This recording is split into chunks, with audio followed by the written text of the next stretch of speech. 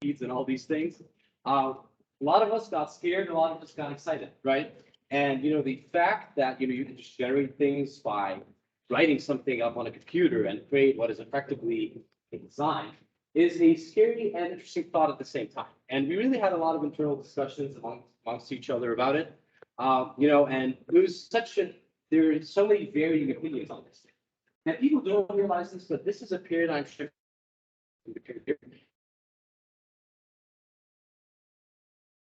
Specifically in the SOA, we really wanted to see effectively how it's going to be, thought of the SOA. What if you use these things in your studios? How will your professors kind of perceive it or not, right? There are questions about, who owns these designs that are generated, right? This is trained with data that is available from other artists. So there are many questions here we're really going to try to hopefully through this event go through. Very excited. We have a wonderful panel with us today. Starting off, we have Keith Kaseman over here, which works at the advanced productions class. We have Dr. Vernelle Noel, we have Dr. Aguirre over here, and we have Dr. Athanassios. And Dr. Ingeborg will be joining us if she, gets there on time, hopefully. So starting off, we're going to start off with Keith, if you can take it away. Keith has been really at the forefront of pushing this particular technology here in this advanced productions class. People are raving about it. It's really been a big shift in it. I've known people that have taken the older iterations that have told me, I wish I've taken this iteration now. So this kind of Keith is kind of going to be the intro to see how this is already being integrated in the SOA. So please take it away. Thank you. Perfect. Well, hi everybody. So I'm completely free. Oh yeah, okay.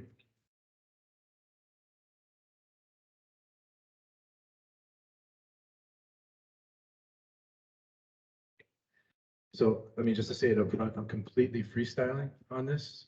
Everything is raw, including how I'm showing you this work that I've, is that okay? So he said hold it up, these are really fancy. Hold it up like an MC? Yeah. No problem. So I don't know there's no perfect place to start. So I guess I'll just be practical about it. In July, I was hypnotized by by the work I saw by a friend of mine, Corey Beeg at UT Austin, posted a couple things. And I was like, oh my gosh, I need to get into that. But I was busy, so I didn't I didn't take that deep dive until late July. And I've been kind of a hardcore addict ever since because it's truly astounding. I mean, to put it this way, so when I first tried using Midjourney, I ran through my free trial in like 20 minutes. And, I don't know how many images that is, a couple hundred or something, 50, I don't know. And then I had to go for a walk. I just had to go for a walk because it was my first time tangibly brushing up against AI. And you could just tell it's palpable how powerful this is. I mean, I had to kind of rethink a few things, catch my breath. And then I had to wait about a month before I could really get into it. And I followed, I'm sure some of you are following people like Matthias Del Campo, Corey Beeg, Andrew Kudlis, and those guys. They were really at the forefront of posting a lot of insights, thoughts, tips, and everything as they're going. So I was kind of working undercover, just quietly, being completely seduced into this thing. So my experiment was to see how many flavors and how many directions can I take this ride in the first month. And now it's been 3 months. And so I guess I don't really know exactly the way to dive into the results here, but I mean, there are a few things that I find to be completely astounding, and most of them you know about. One is that every image that you produce or that you generate, it's never been generated before. The resultant image has never been seen before, and it's not replicable. So it's if you type in the same prompts at a different time, it won't happen again. And so it's really like a ride. I mean, I think about it like really like a ride, riding through these possibilities. A lot of people talk about, how do you gain control and so on. There's no way to gain control. It's really about a kind of a collaboration between a person and an anonymous robot. And on top of that, I did 95% of this work on my phone. And so, I mean, looking for new ways to work, this is incredible. You can have have your phone in your pocket, you feel the buzz and you just click through and keep going. In meetings, doing chores, waiting for food, just chilling or whatever, completely secretly. Some of my coolest little sequences have occurred in faculty meetings. Just it's that easy, but it's not necessarily that easy. I mean, it's easy to do, but it takes, I can feel now it takes some practice, like anything, to ride with this thing, ride with this tool, ride with this instrument. What else? And you know, it's funny, speaking of the title of this session, it's a curious question, and I think my question is, I'm not sure if it's the right one for me. I think the question is maybe more like, now what, for what, or simply put, how are you going to ride, and what to do, for whom, so on and so forth. But I see it as a completely astounding tool, a completely new way to imagine. I've worked with a lot of great people over the years.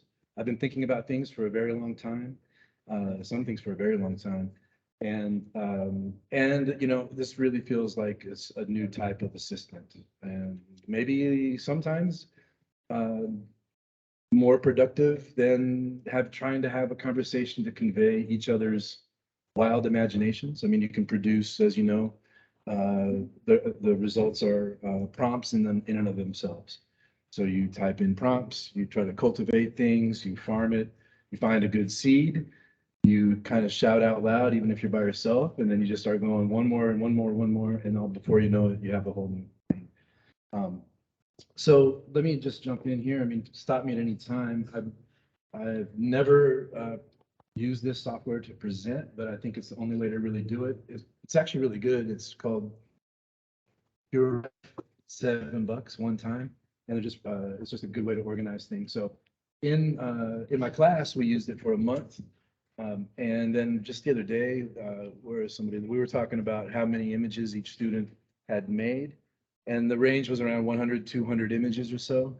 And I realized that maybe I'm a little crazy, but in the last 3 months, I've produced 15,000 images. And from that 15,000, I've cultivated more than 900 top picks. And some of them are sequences, some of them are little blurbs. But this is kind of the snapshot of that collection. And this file is organized, as you can see, in sets. I mean, one of the most powerful things I can, one of the things that right out of the gates is just the speed with which you could iterate through ideas is incredible. I mean, it's truly incredible. The quality of these images, the overall kind of graphic nature, the overall affect, the content, the kind of seductive hypnosis that occurs. I mean, I don't know about you guys in here, but I mean, I'm pretty fast at working, and each one of these, if I was to do it in a traditional way, first you got to think of it, you got to talk about it, sketch and so on. Then you got to find a way to produce it. You know, some of them are maybe a couple hours, some of them are a few days, some of them, you know, could be more than that, a few days, a week.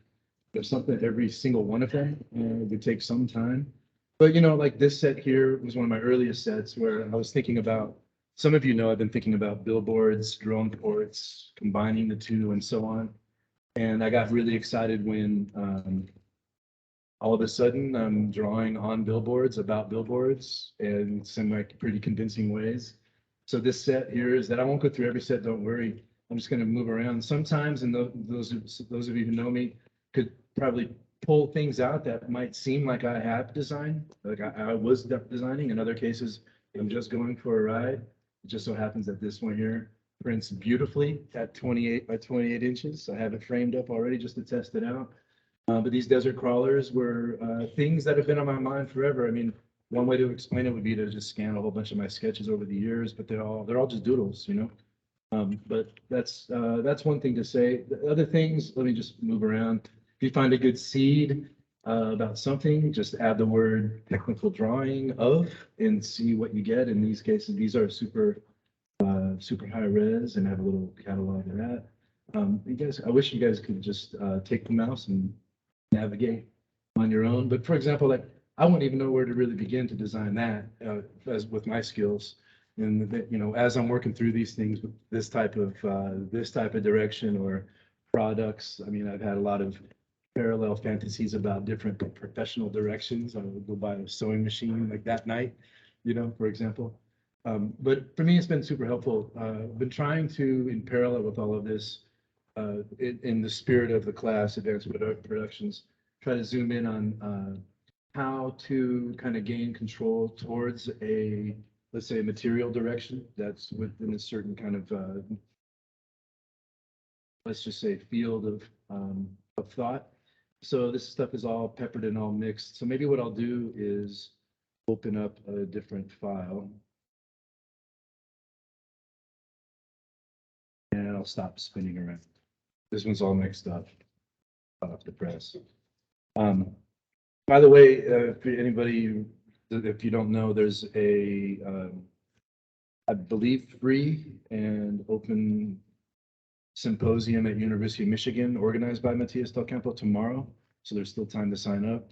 The conversations that I've watched online from, you know, surrounding all of this from Matthias especially, centers around some, you know, the kind of the history of AI, the ethics at hand, so on and so forth. Really interesting. If you haven't like taken a moment to just dive into that, I suggest to look at, you know, either join tomorrow or just look for some lectures and presentations online.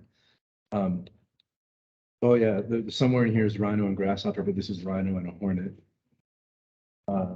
What else do we have? I mean, I can just stop. I could just stop there. I mean, I think the other powerful thing that's on my mind and what I'm working on at the moment is trying to cultivate and curate several batches out of this to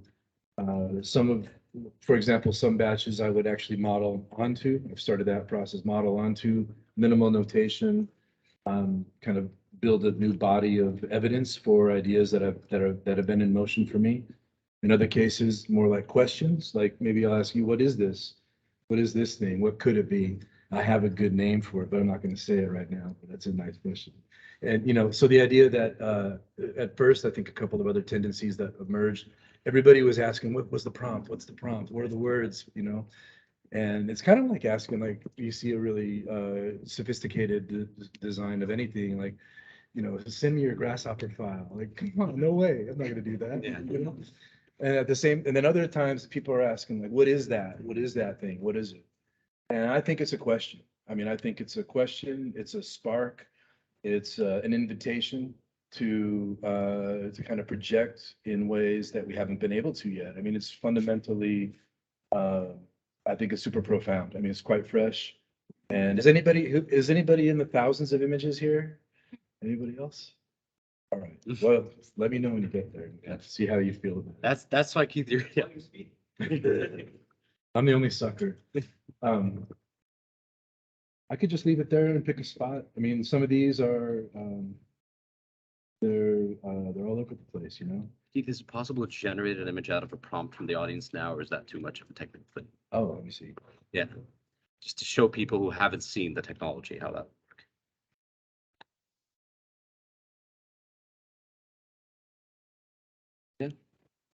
All right, maybe somebody come up with Yes, an animal. Please make up something, a prompt, a sentence we're going to write for the AI to see how this generates it on the fly. Something fun. Volunteer.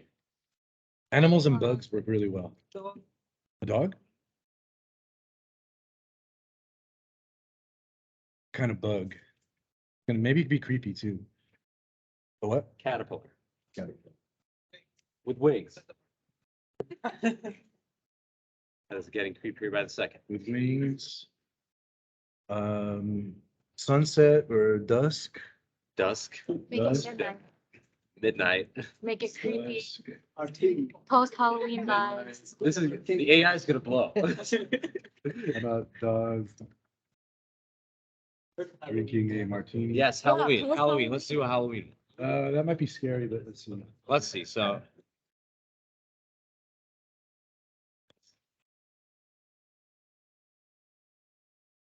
All right, so then we can do things like there's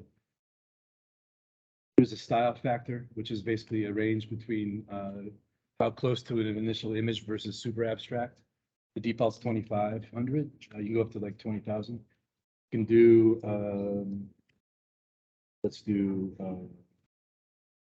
aspect ratio, which does affect things greatly. 16:9. And how about no clouds? My hunch is that the dogs are easy. The caterpillar, I'm going to give it a weight of twice as important. And maybe the martini. Is there a martini? Yes, Maybe we'll put that at Strange. 4 for you. 4. Okay. And then we just hit enter. Okay. Although, oh, right. Okay. Sorry. The other thing is I'm not on fast mode, so we go fast.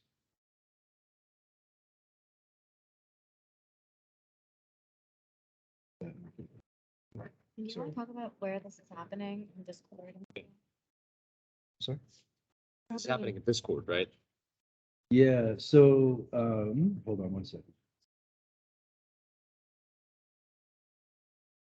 Never done it in front of anybody.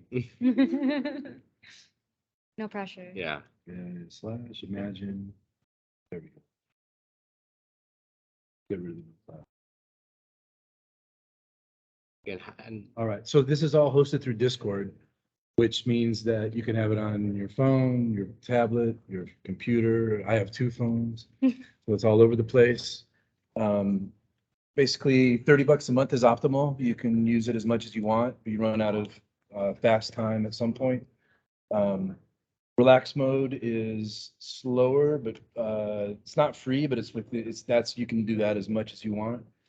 The others, I mean, it was super interesting. If we back up a little bit, you pointed it out. DALL-E 2 came out early July, Midjourney mid-July, and Stable Diffusion early August, all at the same time. And the evolution of not only the engines, but the platforms are happening at a super fast pace right now. Stable Diffusion is open source.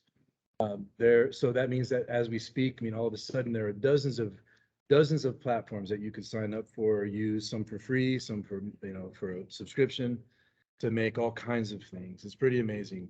Midjourney uses a different database. I think roughly each database that's being used right now are made up of about 5 billion images. There's some, I've been reading some issues with Stable Diffusion and DALL-E with respect to just the kind of clauses built inside of their, like the regulation, like the safety and the ethical kind of platforms or protocols that they put in place are kind of riding around. But on the other hand, Stable Diffusion is open source. Midjourney is a little bit closed, so we don't really know we can't really see what images are in that database. We could have put a dog. Let's see what we got here.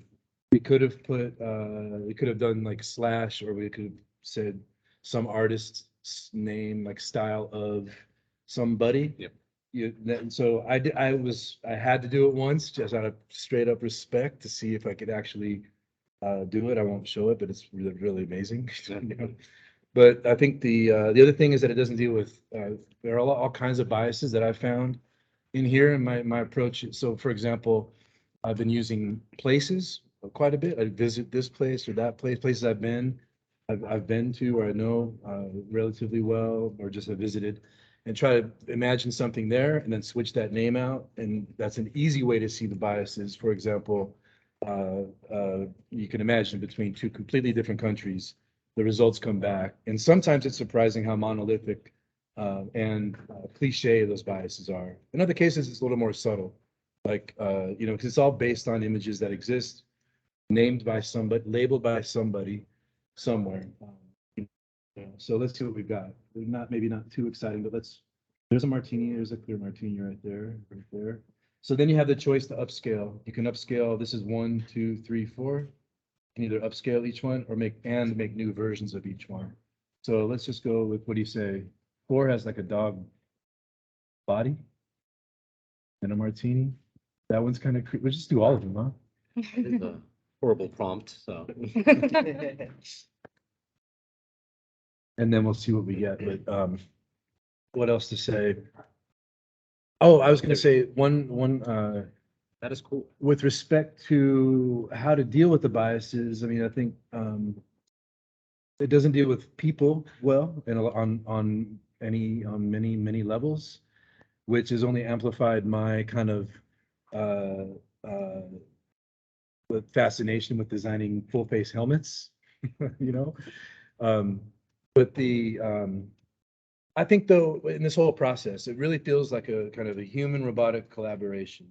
It really feels like you have a different type of assistant, and you then can take it or leave it. You could either delete, you could decide to not use certain words or terms or combinations. There are some that are prohibited. You'll discover as you type, even like, and they're all been like the ones that have come back to me have been banal, like trying to describe some kind of parasitic spatial armature. Parasitic is prohibited. So you don't really know when it's going to happen, but you have the power to delete. You have the power to decide not to broadcast or post or show, so I think everybody's going to learn their own kind of way of going about things on that level. But yeah, Anna, was you? Yeah, you talked about white. This one's got the fuzz. This one's got the texture and like all the things that I've been missing in like the straight up modeling and rendering and drawing. It's got all kinds of, it's not watered down at all.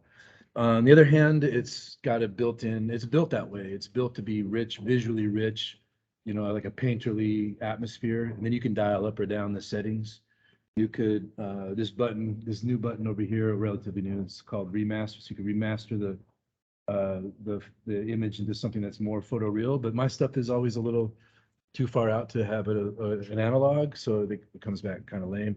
So then Dolly, I played with it a couple times, mostly interested in the fact that you could erase an area and have it fill in with, like you could like erase a certain spot and say you want to have people showing up in the corner. But it's kind of weak and it's just kind of weak. Stable diffusion, I haven't touched yet, but I'm going to inject that into my elective seminar next semester, not for the whole semester, but for a big part of it. I'm interested in maybe you've seen those images or those videos that interpolate from one image to another, kind of like a 1980s music video, if some of you know which ones I'm talking about. But it seems incredible.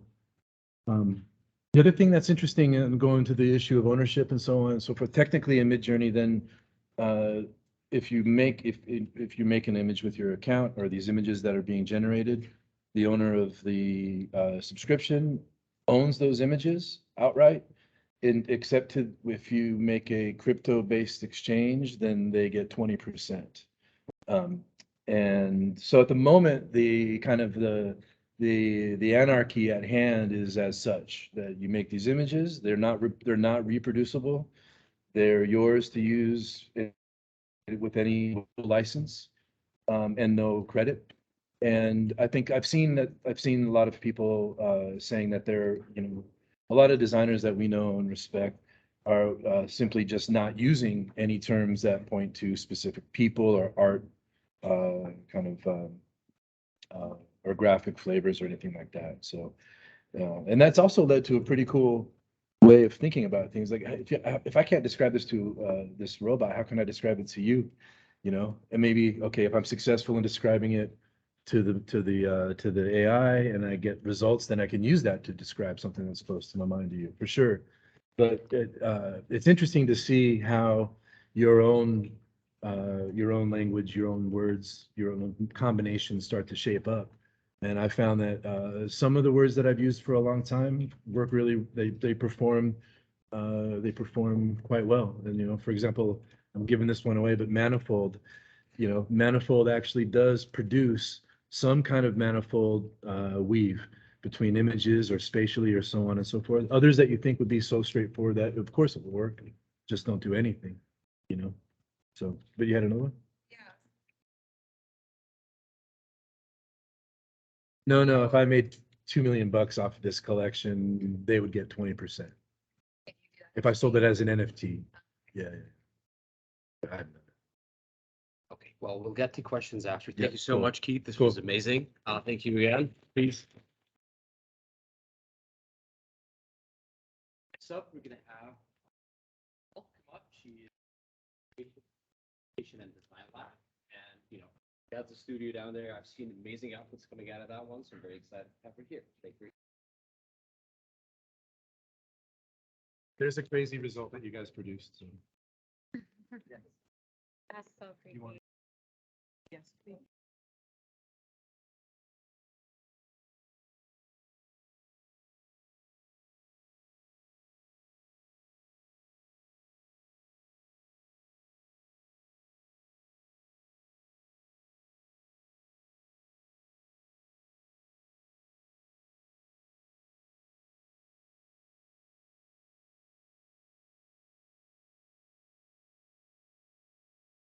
I'm also very proud to say that my son's in fourth grade and he 2 days before his science fair project was due, we couldn't find any of the physical materials like magnets and stuff.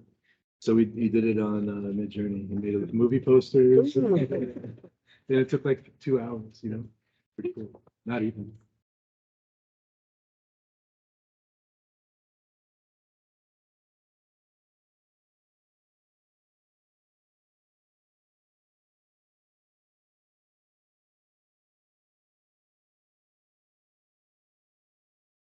All right, good afternoon, everyone.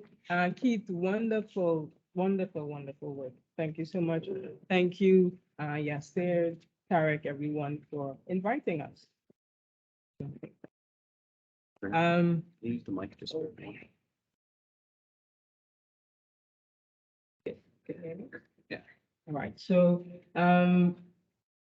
I too enjoy and love Midjourney, and what I want to share with you today are my investigations and things for us as educators and students to think about as we use this tool.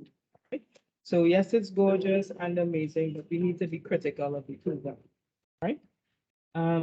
Just a little bit, you know, I wasn't sure what the forum of this was like, so I figured I would just introduce some of my forays into AI and exploration.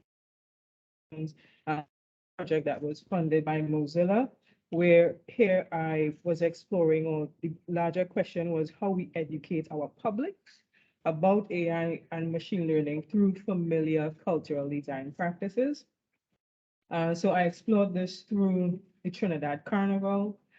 So we built a data set of dancing sculptures from Carnival to explore what its possibilities might be for design and how we might use machine learning to further these cultural design practices, craft practices, etc. And then how we engage in virtual exhibition of work in terms of our publics, right? How we engage our publics with sort of heritages. So in this virtual exhibit, one is able to learn by audio, understand the Trinidad Carnival, as well as understand about AI and machine learning, or learn about it, if you will, I should say. The work is currently on exhibit in Berlin. So these are some images from the exhibition. Again, I wasn't sure what this presentation was about, so I'm touching a little bit also on data. And to remind us that outside of Midjourney, data are not facts, right? Yanni Kisas, who is a faculty member here in the School of in Digital Media, he tells us that data are cultural artifacts. They're manufactured and presented within a context that matters. So this implies that there are contexts that do not matter, right? And data is not new, right? Data collection, presentation, etc., is nothing new. We are familiar with Sanborn maps, where insurance companies created them to assess liability in urban areas. We know about Hulk maps, which were created by federal agencies and that were complicit in maintaining segregation, such that areas were deemed undesirable if African Americans lived in it, such that they did not have access to economic opportunities and housing. So the goal was to maintain segregation and deny economic opportunities to a racial class of people, right? We have the example of W.E. Du Bois' book. This is an amazing book I suggest you have, where for him, the context of Black Americans mattered. And so he collected and visualized data on populations, migration, etc., of Black Americans, the goal of it being to demonstrate the progress made by African Americans since the Civil War. The data is not apolitical. It's not ones and O's, it has repercussions. Kathy O'Neill tells us that algorithms are opinions embedded in code, where how one looks decides if they are high risk or low risk, right? We have legitimate claims for unemployment being turned away because that way. We have wrongful arrests happening. We have biased sentencing of Black and brown people because of these biases, right? So these are the social things about data that we ought to understand if and when we're engaging in it. So remember, data are not facts. They are manufactured. And so to the question of the challenges and implications of AI or Midjourney, again, buttressing the amazing images that Midjourney gives us, that Keith showed, beautiful work. What I want to share is, this is from an article written by Reader and Roll, where they spoke through 5 challenges that face the humanities as a discipline with the introduction of these digital technologies. And using this as a lens, this is a project that Harry Dotlibanlioglu and I worked on, where we wanted to investigate these challenges using AI, using Midjourney to explore their possibilities. And the problem as we see it is that architecture's epistemological drift and uncertainty due to these growing tools that we have, whether they be on the AI side or digital design side, in design pedagogy, and our unreflective engagement with these tools, right? So we're using them, but we're not being critical or reflective on how, why, when we're using them. Our argument is that in addition to teaching critical reflection when using these tools, we ought to use them to study human interaction and imagination through architecture. So I'll go through the 5 challenges by showing some examples using Midjourney. So what we did was we used Midjourney using 6 words that you see on the left in different languages. And I reached out to some of my students for help on terms, and so I'm happy to see some of them here, right? But we wanted to test what the results would be. So the first challenge, the law of objectivity, they state that because machines have historically had higher epistemological status than human knowledge, the law of digitally generated images from AI tools might be bestowed with higher value, taking precedence over the architect's need to engage with specific contexts, discover problems, and provide solutions based on real-world interactions and the interpretation of social, geographical, and cultural data. So here are 3 sets of images. On the left, the words, entering those words in English, Amharic, and Chinese pinyin. And I want you to notice the difference in the results, right? English words result in a sort of modernist vision of architecture with high rises in an urban context. You could almost see curtain walls, etc., steel structures.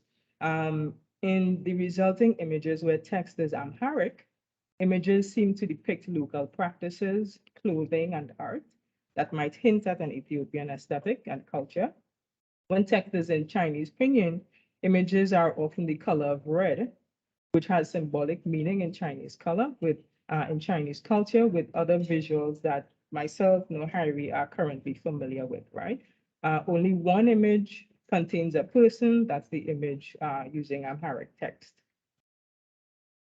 Results using Turkish language give a sort of Ottoman image, and one might argue a Western Orientalist view of Turkey. The urban setting hints at Istanbul. There are crowds of people populating the foreground with architecture behind. For the result of the Italian text, there are absolutely no people, with a more abstract and modern aesthetic. When using Hindi text, it again forefronts people, primarily, or what seems to be primarily women, in traditional way with architecture at the background. These results are varied and based on a worldview, one that is subjective, not objective. And as Keith mentioned, there are people labeling these things. We don't know what their system is, what they're leaving out or including. And one that might be based on stereotypes or biases, right? When does the tool decide to show people or not? Why did it show people in Amharic, Turkish, and Hindi, but not in English, Chinese, or Italian text, right? I don't know. On this slide, these are the results entering English word, but this time entering the country also. So here, this is with using the word Ethiopia, with Amharic and both Latin text. And notice the differences. On the left are buildings with little to no people. On the right, colors of the Ethiopian flag, people, even the faces or face of a person. No buildings appear when local characters are used. These results show what is erased and what is made visible depending on the language abilities of a user. So if I'm Ethiopian and my native language produces no architecture, just images of my people and their flag, but if I can speak and write English, architecture is made visible. Language here distorts an understanding of people and context. The second challenge that being the power of visual evidence. Hines argues that numerical and visual reasoning are more easily accepted as evidence, while textual, rhetoric, and in some ways empirical experiential knowledge usually stays at the level of argumentation. While textual argumentation can be easily converted into a negation, a visual argument is not as easily reversed. This means that as visuals become more and more pervasive and compelling, they may skew our perceptions as educators and students about what we think we know about a place. This is the same example, same thing that we explored before. This time, when I enter India using English, Sanskrit, and the other terms, the different visuals that we're getting from these, all right? Local expression of the word architecture as a backdrop with people or nature. These are the different visuals for what seems to be or can be thought of as the same thing. This is the case when we use the word China and use Chinese pinyin, like people to be found anywhere in the results. Using English words, we get green trees and tall buildings. Using Chinese characters, we get polluted skies and industries. Why? The third challenge being that of black boxing. That is a lack of understanding of the complexity of these algorithms in their input and output. In general, learning, but more specifically, academic scholarship and research depends on transparency, right? Transparency of methods and frameworks and an ability to test them in different contexts for validity and debate. Almost all available AI tools are proprietary and closed for examination of their methods and their structure. Besides the issue of transparency, we, architects, architecture students, designers, we are not necessarily equipped with the skills and algorithmic literacy needed to read, write, and understand codes and algorithms in AI structures. The fourth challenge is that of institutional perturbation, renders scholarly practice a moving target. So the pedagogies using AI, we need to be continually updating ourselves to catch up. As these things from July, 3 months later, look at where we are having a sort of meeting around these AI tools. And so things are moving at a fast pace, or seem to be moving at a fast pace, though technically not. And so this constant fast-paced change forces us as educators to privilege learning and teaching technical and technological knowledge at the loss of I think, social, geographical, and cultural learning. Institutions may feel pressured to hire and train architectural educators and researchers with technological skills rather than skills in humanities and creative fields. The last challenge they list is the quest for universalism. While humanities methods in architecture train us to learn, understand, and employ the messiness and richness of cultures, universalism, on the other hand, flattens this richness and risks erasing society's most vulnerable and oppressed. So this is just when we compare the two sets of generated images here, where the inputs are the same, but the words are now culturally specific based on languages. We see that the results are different, such that the images on the left erase people and other layers depicting or informing us about local culture, or from a more cynical view, the results might be political moves of erasure. So what should be our approach to AI, data and design? I will talk through a situated computations approach, but I'll skip that for now. No, let me not skip it. I will say that our approach to design when using data should be one that's grounded on data collection, analysis, presentation, and use in the social world that we actually live in by acknowledging historical, cultural, and material context of data, refusing to remain ignorant of social and political structures of data. Some recommendations we have are using AI images in studio in education as visual arguments, not products, that we critically engage with the assumptions embedded in these tools, that we combine AI and humanities for complement and critique, and that we establish clear methods for how we use AI in our studios. And that's it. Thank you very much.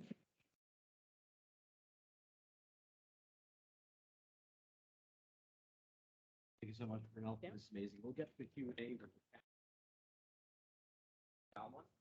has been a great start. Thank you, Keith and Vernelle, so much. This is better than we expected. Thank you all for showing up. I'm sorry for the tears, but trying to provide as much as.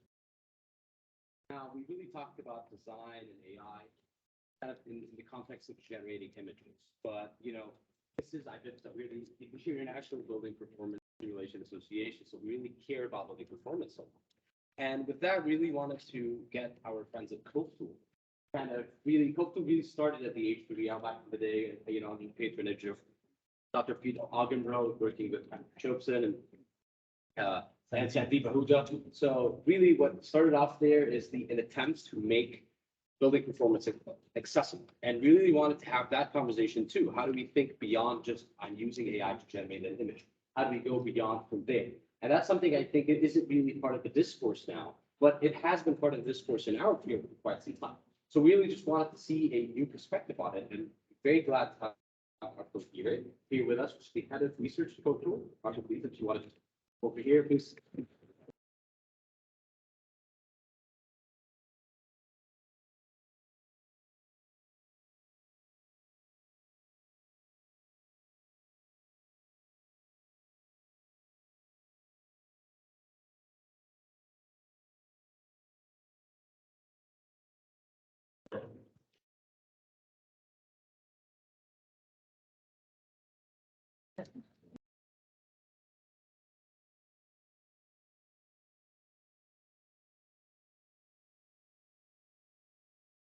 Give me a second to reboot the computer. It crashed right before I got here.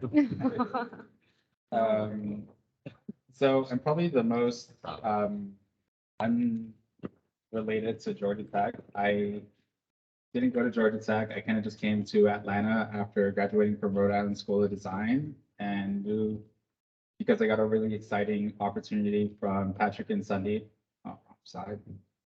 about like working at this new company, and they really sold me on this idea of I would never have to do the same thing again. And now I've been here 4 years, and now I'm a director, and I'm obviously the youngest director, you can tell.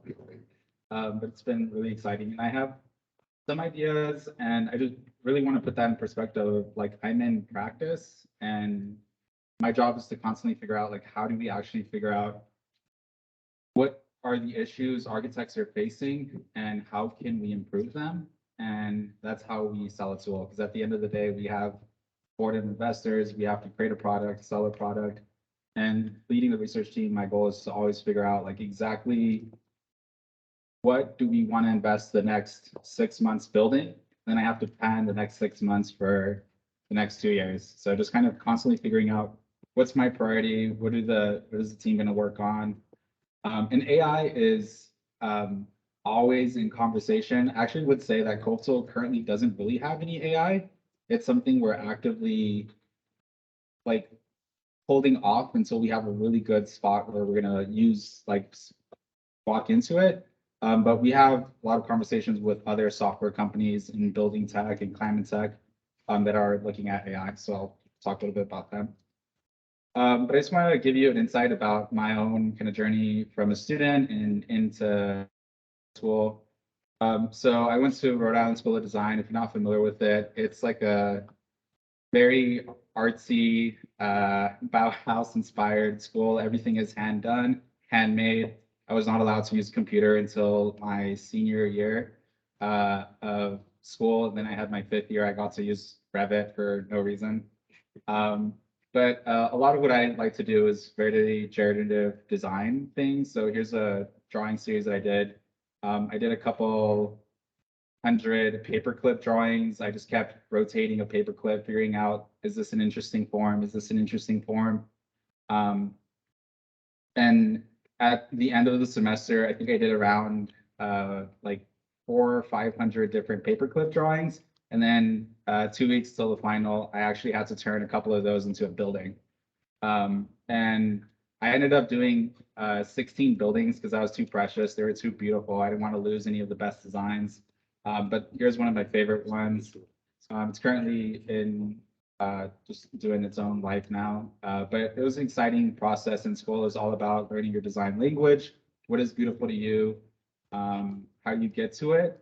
But now that I'm in practice, it's all about everything else. Like how do you actually put the building together? And then the design is what you're trying to fight for, get in the way. And that's kind of where my position on AI regression versus revolution happens.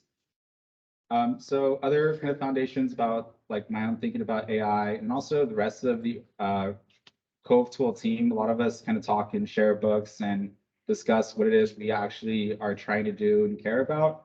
A lot of this came from 2 philosophical standpoints. The first being the architecture machine. This is really great publication talking about or dreaming about like, what if we did have technology that was the ultimate design tool and that we would just give it all the parameters and then something comes out that is the building we want to design. So it was predicting AI, probably where AI was already starting, but now we're closer than we've ever been before to the idea of AI. Another important person I think that you should be aware of in the discussion of technology, architecture, like intelligence, all that kind of stuff, is Bruno Latour. He recently passed away, but he was a philosopher. A lot of the different writings he had was about what does technology mean in our current world? What is the internet? What is AI? What is all these different things and how exactly is it shaping our society? One of my favorite quotes from him is, if you change the instruments, you will change the entire societal theory that goes with them. And of course, this whole conversation is talking about how AI is currently changing the pedagogy of the society, everything that we're thinking about and doing. But I want to be cautious about it. So here's some of the tools that I was talking about that are currently doing AI. One thing to know about build tech, climate tech is that it's overly saturated. Every little thing that you can do in a building, there's like 5 companies that are trying to do it really well. And so it's incredibly expensive, incredibly fragmented. There's no real conversation happening between any of these tools, which is causing a lot of issues, delays, projects going over budget. Small firms can't compete with bigger firms because they can't afford the licenses of all these different tools. Some exciting tools that I think are helpful for the geometry conversation are somebody like Snapshot. Snapshot can take sketches and turn them into BIM models. I just kind of found the easiest video. I couldn't find some of their cooler ones, but it just showcases like the potential of if you have a sketch and you want to make a model and get that building built, this is one of those first design steps you can take advantage of.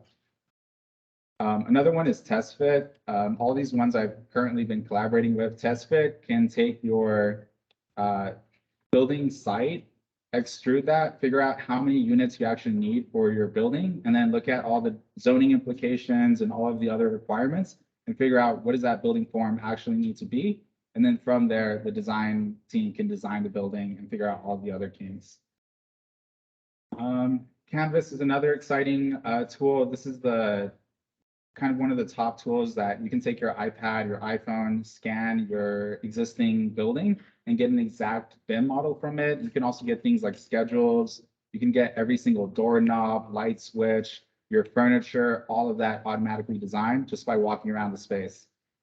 Super interesting, exciting stuff. And then this is one of the most exciting, but they actually, I don't know if they have a product yet, but I've heard everybody writing and talking about them and saying this is the revolution of AI. But we'll see. This tool is One Concern. They're a digital twin tool, and they're kind of thinking about actually real-time modeling climate change, trying to offer resilience as a service. That's their tagline. And real-time insights on everything that's happening in your building, what's happening in the environment, how can we dynamically improve the building, optimize it to react to those situations. All of these ideas are really great, but it's still very fragmented. Again, everyone is very much going after a single mission, very targeted plan. And with all this fragmentation, there's $268 billion lost in profits in the architecture industry. And this is one of those reasons why once you guys go into practice, you won't get a super high salary compared to some of the other departments. So what are the challenges in the industry that I'm going to try to look at, especially in the conversation of AI, or at least machine intelligence? The top things that we constantly hear when I meet with firms every day, they're constantly going over budget. They have to redesign the buildings all the time to hit all of the different requirements. No one can meet an energy code, and energy codes are moving incredibly quickly. So people are scared if they're going to be able to design a code compliant building in the coming years. A lot of folks can't win new clients and can't win more projects because it's taking a long time to complete their current projects. And then sustainability is something that folks are mentioning, but it's something that I'm kind of like sneaking in. So let's go into the whole conversation of making sure that that's also accomplished, because this is all kind of integrated into the same discussion. One really great fact that came out of the AIA report this year, only 33% of firms feel they have reliable data when making decisions. And once you're in practice, you have to make a decision about every single thing, and every decision you make in a building will impact the environment, and buildings are one of the over contributors to climate change. So you got to be a lot more data driven when you make decisions about material selection, systems designs, all those things. So how do we fix this? My goal is really to look at it from an early stage analysis standpoint. I don't know if you can see that really clearly, but this is the McLerney curve. The McLerney curve just showcases that right now, most buildings, the only time you ever run an analysis model, a daylight model, an energy simulation, you typically do it after the building's been designed. So after DD into the construction document phase, and only 50% of firms are ever running in a model. So that's where we have all these things of, oh, we didn't hit code. The project's going over budget because we have to leverage different features. Things are falling apart, lots of chaos. But if we can move analysis earlier on, as you make decisions about form, massing, orientation, facade, materials, all those things that you learn to do in school, but are actually not implemented in practice, in the earlier stages, as those decisions are being made, the more impact we can have on performance of the building, which is the overall goal, but cost is going to be the business goal, and cost is how you'll get your partners, your investors, developers, all those folks on board. So that Cove tool, if you guys know about Cove tool, we're doing a lot of performance modeling. We're aggregating a lot of different simulations that you can do throughout the life of the project. And we're just trying to make it as easy and as fast as possible to actually generate real-time insight. There's a lot of different studies that you could possibly choose from, and this is where everyone kind of gets caught up in fragmentation and just targeting doing something really well. But we're trying to just get lowest hanging fruits, make sure that we can knock out like basic energy modeling, basic wellness, daylight modeling, carbon calculations, material selection, one of a little bit of everything, and yeah, making that just easier to do. And of course, one of the conclusions of the past couple of years at working at cove.tool, and then aggregating so many different types of simulations into a single platform, is building the BIN, Building Information Network, which is, you'll hear a lot more about that coming out of cove.tool. It's going to be a whole marketing campaign. But it's just the idea of just having more information about your project so that the architect can concern themselves with the design, and then that the machine can start making decisions about structure, about material selection, and that parameters are already built into the machine to look at and think about costs, carbon emissions, thermal comfort, all of those other factors that should concern us, but it's not necessarily the fun or interesting part, which is really where, you know, I kind of stand on where we should be using AI, at least in this kind of build tech scenario. That's it.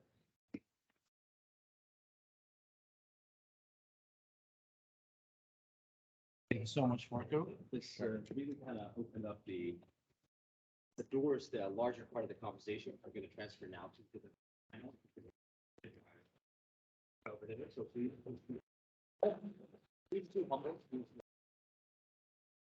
Please sit on the fancy chair. Good news is we have 5 more chairs available. So get another. Honestly, How are you listening to it? The microphone? you want to sit here? So Or do you want to sit like? they should have the microphone. I'll just project my voice. Yeah, but I'll project my voice. And they should have it.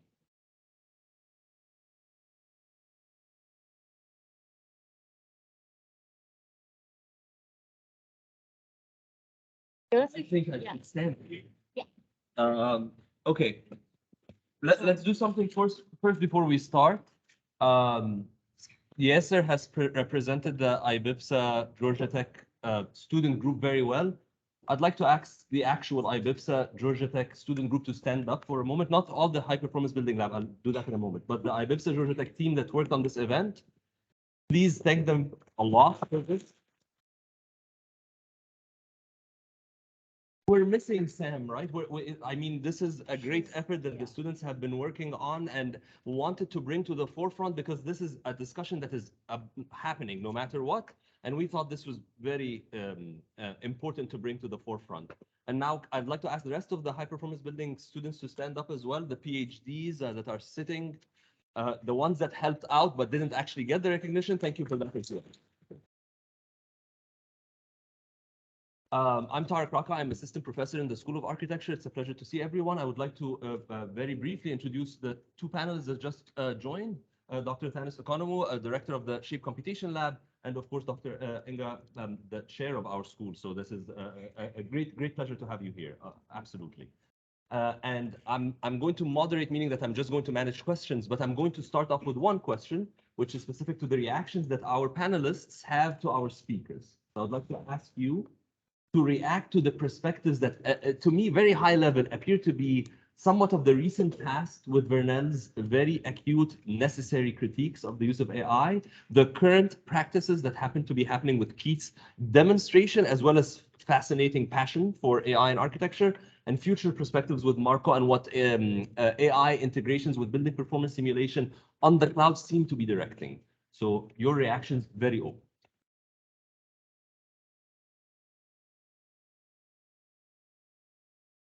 Yeah. And it's interesting. I'm fascinated sharing that with you. And on one hand, I'm super fascinated by it. I think it's a topic we need to engage. We actually need more classes to be taught there, I think. At the same time, I am maybe more on the conservative, very side. Mainly also because just before I was joining here, I come out of the software industry, VP of Industry Innovation, where also AI, of course, was a big subject matter. And I'm also very well aware of a important software vendor that hasn't been mine, where I was working on another one that automates plan making and other things. And so as a huge advocate and fan of design, critical thinking, and being really hands-on invested in making, I am very, I think, on the side with Vernelle, saying if we use a tool, let's be very critical about it, be aware of it. Let's not use it as a black box, and for sure don't use it just for the sake of, oh, well, I'm having now AI. And so I think that's really the last thing that I would highlight to suggest, because that really brings a naivety with it and a risk, I think, that we really involuntarily buy into biases that may come with it, even without knowing it. I really appreciate, and Raka made point to you at the moment. So, and I think I've seen also some of the PhD works recently, because we do these little PhD sessions in the house where I'm living now, in between the fraternities and sororities. But the point being is that I think the group starts to point out that even the assumptions, let's say, of Christoph Reinhardt and MIT or others, where AI plays a role in the simulation, may be biased because the model itself is based on a kind of data set that comes usually from privileged groups rather than, let's say, from the underprivileged communities that a particular, the research is looking. So I think that's really a right way to go forward, being able to detect the biases. And that is only possible, I think, as Vernelle pointed out, with a very keen and critical eye. My father always said he was a PhD in physics. I only trust the data sheet that I baked myself. But I think, again, that's of course ironic. He works for the government, by the way. But, what I think Vernelle said. There is this kind of idea, oh, well, this is all data-based, then so what, right? Is it then anywhere better and more argumenting than any other way of arguing? I could stop here now, because otherwise I will go on for more. I have feedback first, but I will pause now and give it to Thanos and then come back maybe to. And you will go back and forth constantly. So thank you very much for inviting me here. I think it is, you asked us here to give the first feedback to the three talks, and I think they did an incredible job in portraying the gamut of what we're discussing, whether it is the sheer joy and enthusiasm and sort of curiosity and delight that you can have by playing with new technologies, to the critical stance that Vernelle talked about, and of course to bring it somehow into discourse, into our discourse, into professional sort of work. So in that respect, I thought these three presentations, they really sort of open up the agenda for the talk. Having said that, was me, Vernelle sort of always remind us, the one thing that was missing, the elephant in the room, I thought it was really the actual design itself. Here the presentations of these images to text or text to images, which are captivating, they're amazing. We come to macro very soon. But the water now has captivated all of us. Oh my God, this is the third time around, fourth time around, I think since the 50s or 60s, that this technology keeps on reinventing itself. And now this time around probably makes that sort of the decisive step. And indeed it does, but if we're critical, then we all realize here in design that this is really a particular technology that sort of pivots either text or pixels. Certainly not the things that we are all trained in our, certainly all you're thinking about, you are trained to think, you're trained to sort of make renderings, but you all design, whether with a pencil or with a mouse or, with however you want to design, but really you draw geometry. And the tacit sort of, the underlying sort of missing here is that and it's strange to hear it from a Greek, probably the expression, the Greeks have a name for everything, right? Clearly, the world around us, it cannot be captured by names. Not only we do have the problem of the criticality and the framework and everything, but you all know very well in your daily discourse that it's impossible to describe things that you say, let me draw it for you, let me circle it, let me mark it up. When you have someone going with your drawing and you have and you want to say something, you don't start describing, but you say, check this, check that, check that. It is really a very tactile and sort of, you just point to the thing. So that's really my starting about this new and the latest sort of the entry of AI. It is still not getting into our discourse, which is really geometry, drawing, actions, models, 3D, 2D, whatever that may be. It is still, we're asked to work with other means rather than the ones we typically do. And going to, this is again the opening, we will be talking about that. And to Marco, I mean, this is great what you just said, and we need to talk. Because one thing that was missed today, and hopefully we're going to be my fault. for the guys that, invite us all, when you make the new, the new installation to this sort of series, I hope this will become a series rather than just a one-off. I would really like to present our own work here in the school. Perhaps some of you know it, Shape Machine is called. I'm doing AI, or I think I'm doing AI, the last 20 years in our work. And certainly in the last 5 years, you can generate a tool that does not exactly this image sort of based stuff, but actually in the real heart of the matter in geometry. But I'm not here to do that. Hopefully next time when we have another session, we'll be talking about this. So the point is, finishing up with Marco, is that I would really like to talk to you even after the work to see how some of the stuff that you've done here can go into what you do, which is really a performance. I guess you need the design to talk about it, but about the design itself. So let's keep it up here. We have lots of talk. Can I react to him? Yeah. Okay. I was just waiting for a sales pitch, because which you did. Then we need geometry. So I think one thing which, so what I wanted to point out with you, because we had a long discussion recently, and he showed me these incredible, fascinating pictures. And it's fascinating because I think they are such evocative experiences. They're really an experience. They're journeys in this, sorry for the term, that and, I don't know, insania. And it's this scary if you imagine. I mean, they're literally, the decay of the earth is right in front of us. I don't know what words feeds the machine. They must be, I don't know what you do there in the night. But so I was fascinated by that. So what it prompted, because we discussed this, of course, in this field of architecture, and he just posed the question, what is architecture? Okay? What is it?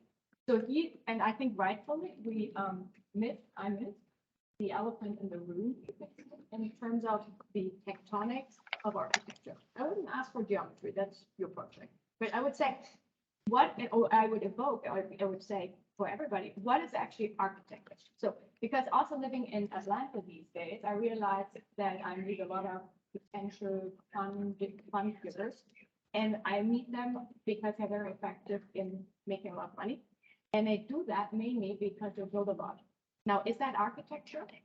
Could be not, right? Could be just building.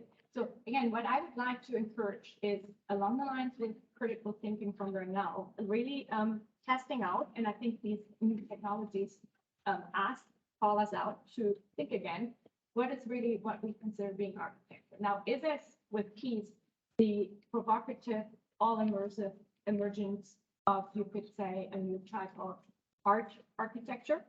You could say that we're paper architects a long time ago. They became extremely famous people. They are still alive, some of them. We may invite some of them, but they didn't build a thing. They didn't even do architecture geometry, according to Cost. Okay, that's up to them. So essentially what I'm trying to get at is what is AI and what is it asking when we question in terms of what may be architecture. Because you could say, what and how far are our tools informing our thought, and therefore also how we produce things. So, and it also asks, of course, what are the values and the value systems we bring to the table, and or what values are secretly inscribed in what we.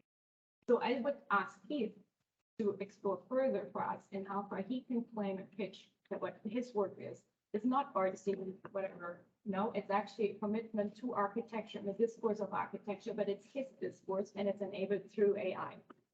So you could say the same, you extend it to the question of how are all these different tools that, you know, that Tarek and everybody else uses these days that come together in order to help us to develop the performance of the building in a certain way. I would say, how do they not are confused with a technocratic kind of fixing of an existing phenomenon of an old style, modernist evoked, universally applied architecture, but how could they possibly become something that actually, again, positions the question of how do we make architecture to begin with how we think it before we apply all of the default prompts, which we do, you know, which is, okay, I built the building out of concrete, it's based on geometry, and so on and so on. So for me, it's a great moment to a little of a reset, be less technocratic, conservative, and just applying the tools as a provocation to you. A little bit more critical to what you do, maybe in terms of, you know, what is that contribution and what may that stipulate out into Facebook engagement. And I would say with Vernelle, I would like to see that's if she critically thinks that through and what they prompt for her in the application of AI. And for me, I have to one thing, I mean, I haven't produced a thing recently, right? So I've been, what am I doing? But I can tell you, I saw something, and this brings, I think, a lot of this together, by the way. And it comes out of MIT de facto, and it was a kind of weird incident. I tried to hook up on the Acadia 2020, but unfortunately, in difference to some of you, I couldn't travel there because it was caught with some other stuff. So I desperately tried to log in, couldn't. And then I said, okay, you know what? I just pretend 2021 is 2022, and I checked out who was winning the prize. And this is Professor Müller. She's a structural engineer and an architect, and she does something that is picking up on what you do. She's, of course, as a structural engineer, working with geometry, trusses, force lines, but she also talks about materiality and materialization of forces in different materialities. Could be steel frame above us, the trusses, or it could be concrete, etc. Waffle slab. You see it in the other building where I usually home. But what is key in that is she uses AI. So she uses geometric design, which results in an infinity of possible parameterizations. So then the question comes is, how do you weigh, right? How do you weigh one parameter over the other? And in order to help her weighing it, I think she uses AI to make selections and optimizations towards certain ends. She defines values. And that brings as a geometrical articulation. It is not just a shape and a form, but it's immediately a functional expression. It could be linked, if the values and weighing is proper, to anything that is sustainable, more sustainable, because it would reduce the material choice, and could be to anything. So I think there is something out there that I think deals and connects potentially everything, the love of our geometry to the love for sustainability and performance to a certain reduction of material in the usage and the radical reformulation of the product. And I think that's what I personally most interested in. So that is for me when AI really hits the ground, because that means it's smart. It does something and it doesn't try to just rehash something, just it is more efficient and effective in the manner we already do anyway, but if she is generative of something cool and fresh. I would like to ask the speakers to respond, because I think you've all been very properly provocated, which is great, really seriously. And then after your responses, I'll ask the audience to chime in so that we can get questions from the audience and the panel can, let's say, fight it out together. Okay. Yeah. So, I mean, I want to just, I mean, I'm synthesizing everything as we speak on the fly, of course. But I think I do want to point out, just remind that we are in the business of ideas. And so, you know, the question of what is architecture, what, I don't know exactly.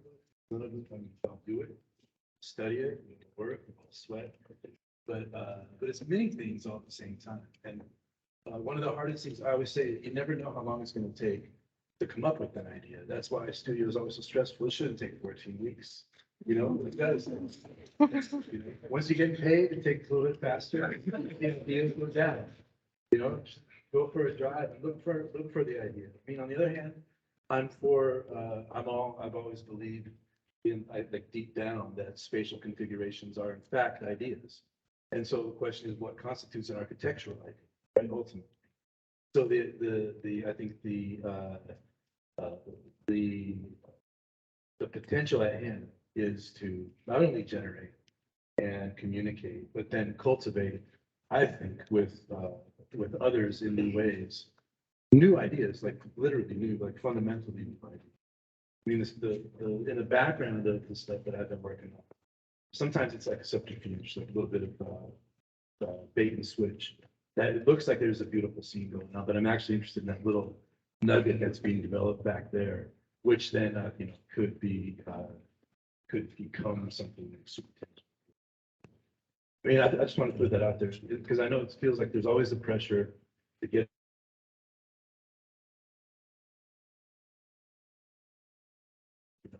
Like, what are we doing? So that's where I feel refreshed about this, like, you know, complete wave of a new wave.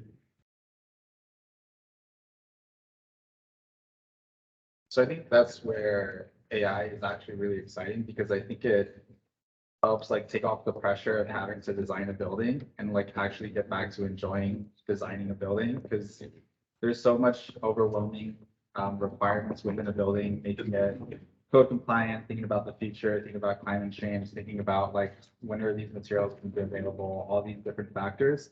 And if we can actually automate a lot of those issues and make the challenge back to like what we aspirationally or like romantically think architecture is, I think that's what could be exciting about like more intelligent technology and smarter buildings that we could design so that we can actually like I don't know how many architects in practice aren't burnt out and are still doing like interesting, joyful, exciting drawings. And a lot of the times it's because like and because of like project costs, because of deadlines, all these different things that are happening. But I'm also curious about like, I really like the critical idea of it because I'm very critical, but I'm not like very socially or politically critical of AI. I'm just like matter of the fact critical, like financially, like how are you guys going to do that? Like there's no research in that area. So that's a great idea, but like you guys are like 2.5 years away from getting anywhere close to that. And we have to figure out the challenge you're trying to figure out like yesterday. So that's kind of my issue. And one thing that happened about 2 years ago, NOMA reached out to cove.tool and NOMA requested like, hey, we want to have a conversation or a quick panel on AI or machine technology within equity.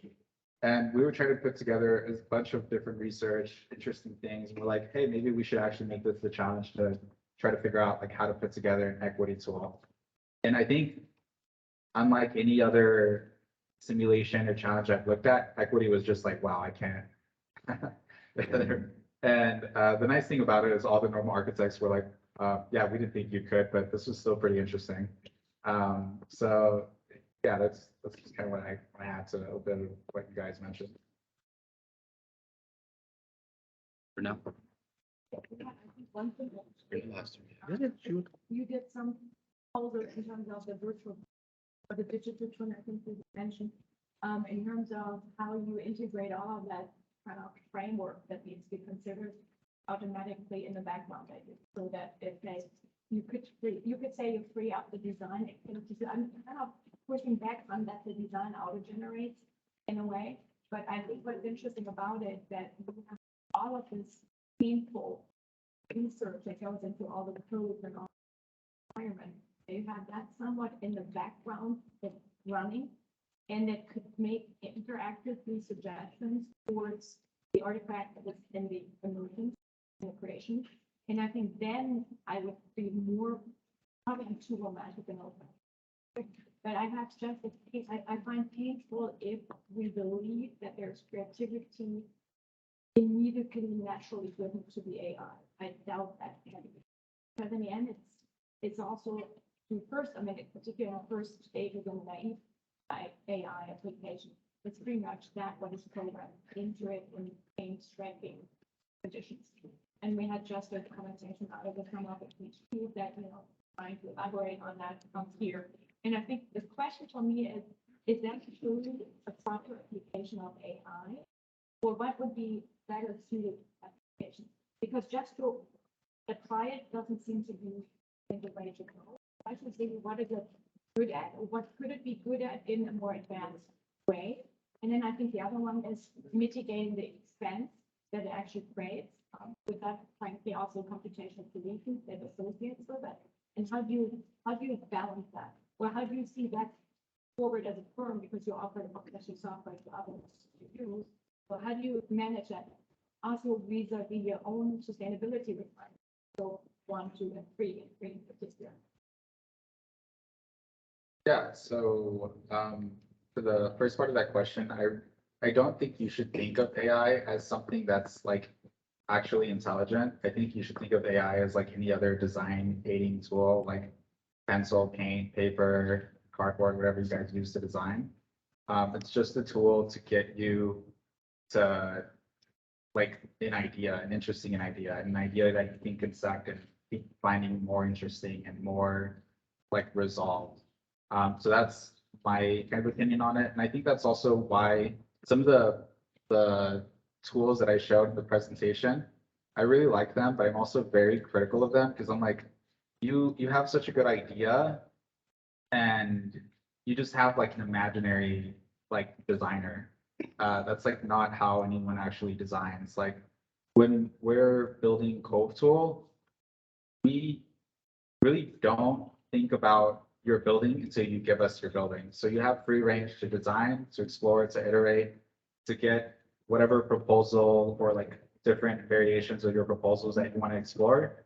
You put them through cove.tool or through any like building performance simulation, and then we'll give you your results like, hey, this is doing terribly, it's not good compliant. Hey, you should explore different assemblies for this, anything like that. And I think that's helpful application of AI and why it's interesting, where at least where I'm gonna be thinking about and like building towards it. Vernelle, would like to hear your response to not just the provocation by the panelists, but also the discussion that's happening here. And I will also have some things to say after Vernelle.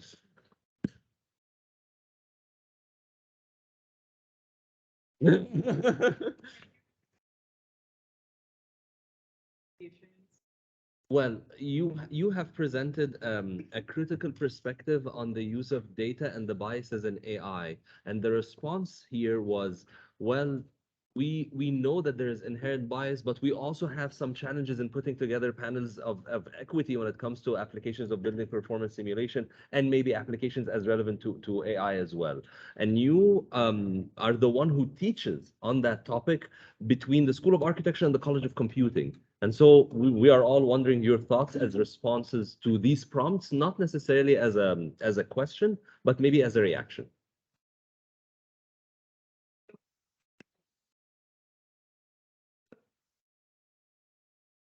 Many technologies have been to us today, including machine learning. I think it's a great opportunity for us as architects, designers to engage better in public discourse. I think what makes architecture special is we design at multiple scales, but we also build the things that people have to interact with that can be bridges or they can be obstacles. So our work is perfectly situated between social, political, economical, technological, and how we think about these tools as more than things that we design with or, right? Design with, do analysis and simulations with, but how we use these tools to understand human reaction, human response, benefits, and or implications for what it means for society with these tools, including pedagogy. We don't talk enough about that, I think. Because these tools, our students are going to use them, we're addicted to them in many ways, but how we think of these tools as more than a thing that we use to design, but what we use to understand the humanity side of architecture, which is how humans engage with architecture, how humans imagine design, how humans imagine space, how humans, what are the gaps when it comes to what's represented in these tools. So for me, it's a tool to understand the human side of architecture in relation to technology. Well, thank you, Renan. And I have a response. I don't have a role because I'm not speaking and actually not an expert on AI at all, but I just have a response about vision. Because 5 years ago, we could not imagine DALL-E doing what it does now, but people did imagine 5 years ago because they were building it. And I imagine that in a context of architecture, where there are researchers in academia and those who are prompted in practice or industry to explore further, will probably, in my opinion, advance AI as a technology that is not an assistant, but can be a generator in which you are having a dialogue with it. It's not necessarily an AI generated design that you're going to take as is, but it is the beginning of a dialogue of creativity. And I think this is where the three conversations lie. We have to be aware of the biases. We have to be able to use these tools in such a way it becomes inspirational, but also we have to look forward to how can we make our tools not just inclusive of the issues that bias shows, but also it can be assisting in design aspects in the context of climate change, where we can find ideas. Resilience as a service was a very provocative term that that company, I think it's a necessity. It's not a service that anyway. So the future forward-looking situation is what we're attempting to discuss here. With that, because we've been like, I think 15 minutes or 20 minutes into a panel discussion without the audience, I think this is a moment that we want to hear from the audience. So when you ask a question, please say your name and what year you're in, and the audience, you can direct it to someone directly, but I'm actually expecting that the panel might interact organically with you directly or with each other as well. No pressure. I really wanted to ask. You want to ask something? Yes, I've literally, we asked the IBIPS at Georgia Tech chapter, we wanted to do this event to get people here to ask this question. So yeah, he did this entire event for this. For this particular question, so I really wanted an opportunity to ask it. The point is this is something we really have been discussing, and even, you know, in IBS 1 for my students that have been here, this is something that came up in the literal first sessions that we had. You know, what is our role as designers and architects now? If we are using tools such as DALL-E and Midjourney to generate the ideas, these are the ID generators. This is something we discussed today. If I, as a student in one of your many studios, get those ideas, right, from a computer generated, you know, a AI generated engine, and I present them. First of all, is there you know, where does the ethical line lie between, is this my idea or is this a idea beyond? Because I think Keith made a very good point. This is bespoke. This is, you get it one time, right? But do I really own it? For B, it's being generated from databases of work that other people might have, you know, worked on before. So yeah, so do you want, I'll finish the question and please take it on, Keith. Yes. I'll jump in real quickly. You can jump. Yeah, go ahead. Yeah. Yeah. Yes. But how's it any different from what we do? Like, on the other hand. Yeah. We Yeah. are synthesizers. Yes. That's really what we are. It's just some things take a long time to synthesize, other things. Now, there's a whole plethora of technologies available. Deep optimization, AI ideas. So, I mean, I think that's one thing to say that it's a question in my mind, but it's like, it really is like just one little quiver or one little arrow. It seems to be super potent. That's all. And at the same time, there was another thing I'm going to say. It's really just, it's a way to sketch. So who owns a sketch? You know, I mean, the idea itself won't really become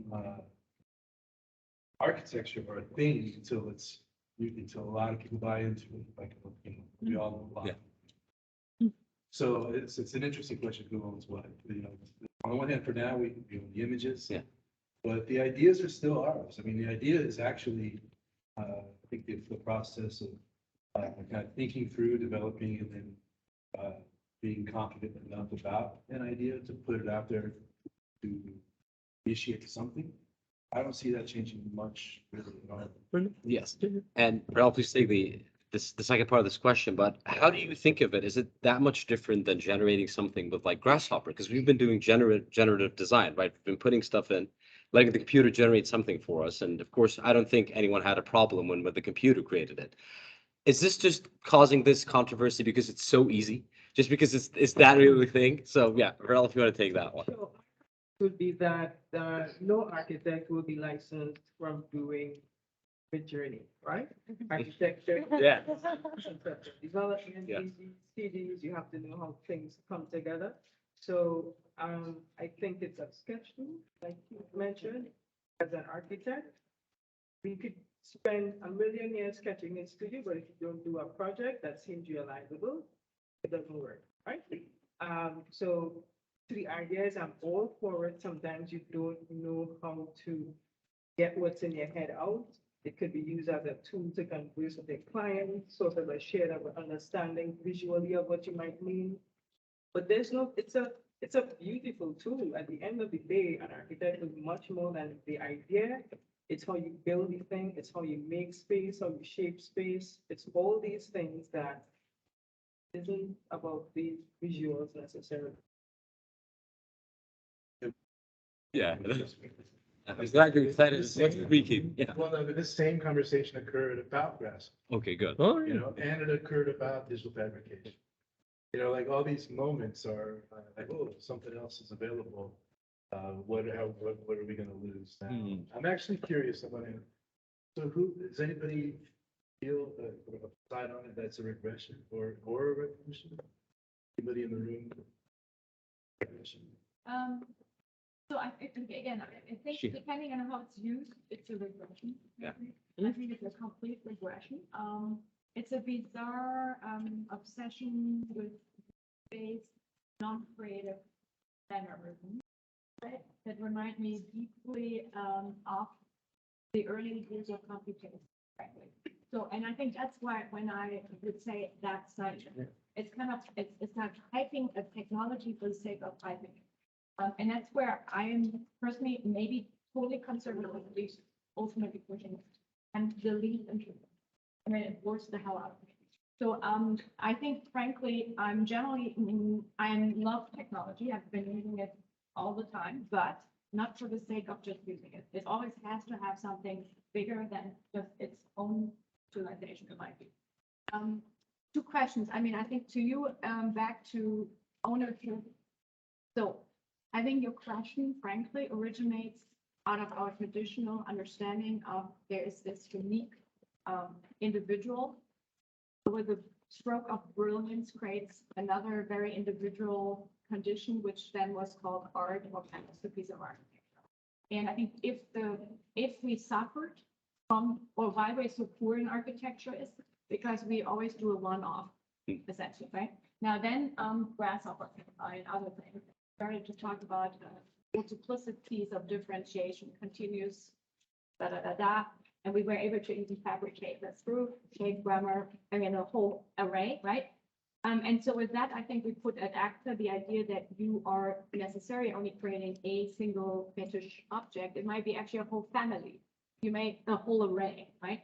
Now, I would say what I've seen with Müller from MIT, she adds on top of this, I think, a intelligence that is associated with the sorting and regrouping, almost you could say Venn diagramming of this incredible sea of opportunities, which she tries just to come to terms with the infinity of choices in order to figure out which ones would be the preferred over the other.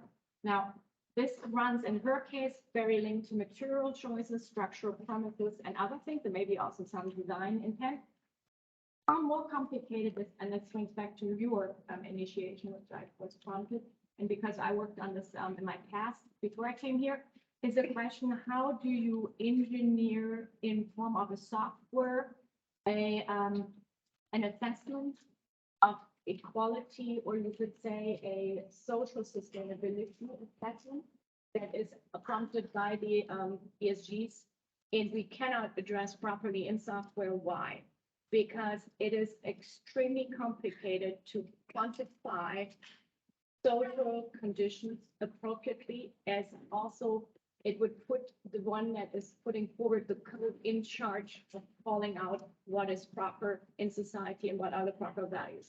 And I think if we have a discomfort, it's itch and it's foot, I could say that probably, because also the values are completely radically different from society to society. I would even argue from cultural group to cultural group. So, and that's why I think we have to be ultimately careful. Again, you could say, oh, AI is solving all of our social political problems. I would say, frankly, bullshit. It rather probably starts to cover up those. And that's, I think, what I like about Tarek's and team's approach is they don't claim now they have the ultimate fairness machine generated. They rather critically assess that in the existing models that are used, there are biases inscribed, and that evokes that already a software engineer previously, maybe somebody at Umu, who knows where, had a particular idea of how you would possibly model standard family or a standard occupation in a standard house, which most likely was a white family with 2 children, 1 working or 2 working parents within a middle class household. Okay, so and that already skews completely the evaluation of any other type of family that is not living that way. For example, myself, I'm a single mom living right now in kind of old 60s house around the corner. So that model would so not fit. Right? So that's, I think, so if you use this, so but what I would like to have is a historical, theoretical media approach where we actually assess this theoretically and conceptually. We understand the technology, but we also read what we suggested in terms of reading, meaning we are not a technological wizard, but we actually have also the truth and capacity to position.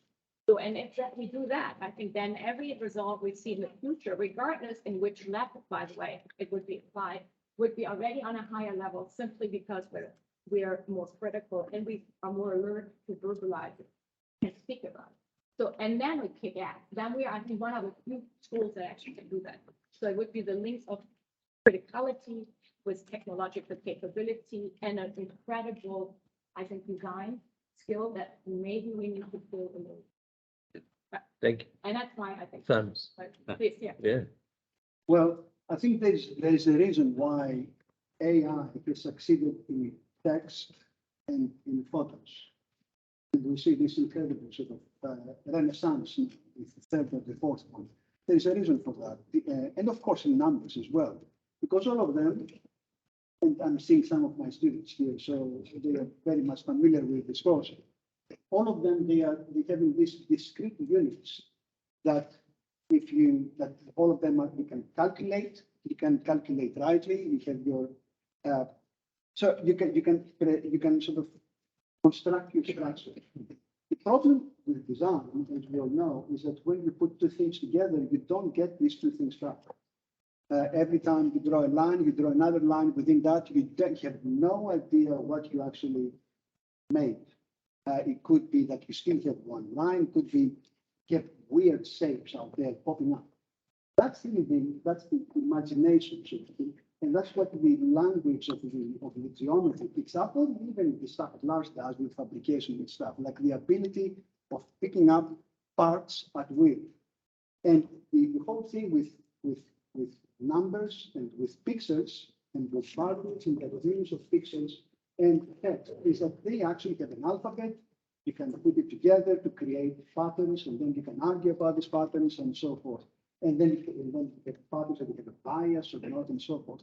The point with us, the problem or the exciting thing with architecture and design is that the stuff that we're doing has yet escaped the AI per se. All the stuff that we're seeing, it is really some sort of Procrustean, to use a fancy word, Procrustean way of fitting the facts. What does this word mean? Procrustean is like, it means that, like it was the old myth, then it's actually existing in English. I know, I trust you, I don't know it. Yeah. It's a myth, that says that, like it was like you have a bed and you put a human being on top of that. It was a bandit in the So if the person was bigger than the bed, we would cut the legs. If it was shorter, we'd have to stretch him out to fit the bed. So that was one of the terror figures in ancient Greek lore, and he survived temporary discourse. Procrustean measures, when you sort of stretch the parts or when you chop the parts to fit a particular frame. So the point is that this AI, going back to this, to both of these questions here on creativity and imagination and all, while there is this incredible awe by looking at the images that we saw earlier today, still you cannot really escape the fact that this is really just fancy.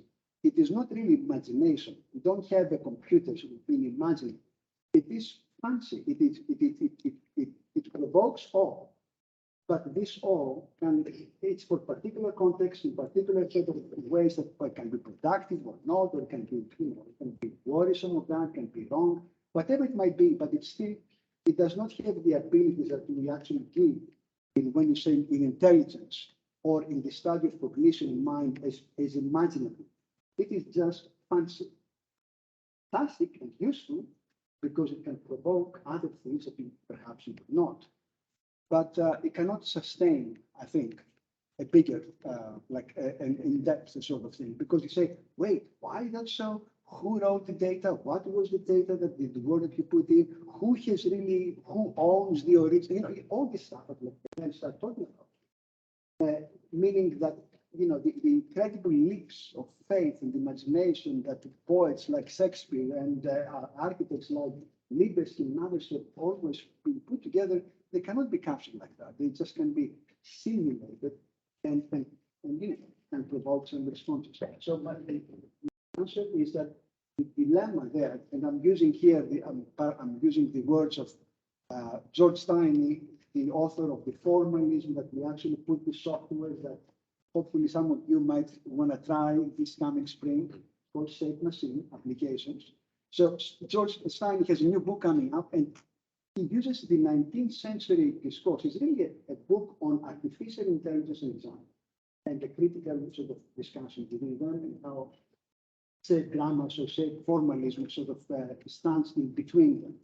And he uses the 19th century discourse of Coleridge and the distinction between imagination and fancy. And I think that captures really well, or gives a language to pick up the kind of some of the discussion. Yeah, I can't take a question now. I have to have Keith respond on behalf of the three revolutionaries on the right, and then I'll take a question from you immediately in the middle. I saw you raise your hand immediately. Keith. Because it's not that I think your machine is magic. I'm imagining by using the machine, and it is a fancy machine. But ultimately, yeah, of course, it's subject and not, and that's where the use. That's when the defining. Yeah, we agree. I don't think you do, but it's okay. Please don't. I don't think you agree. He's challenging it and you're challenging it. This is great. This is in 4 years of being here in Georgia Tech, I've never seen anything as elegant as this. I enjoyed it very much. No, you think it is regression, right? Am I wrong?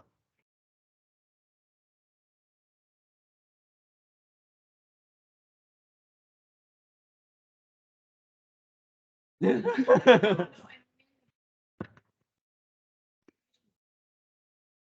mean, that's only. I think it's regression in a way. Yeah. Okay. Yes. So it's not a regression. I that it might be this incredible liquid back and forth post, machine iterations, and then you being somewhat choreographing or editing.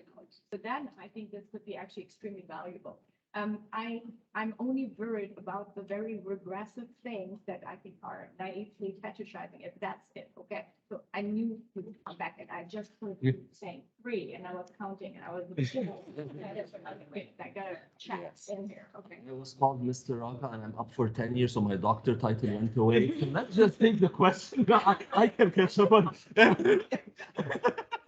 She's going. Yeah, you should be careful. I should be careful, right?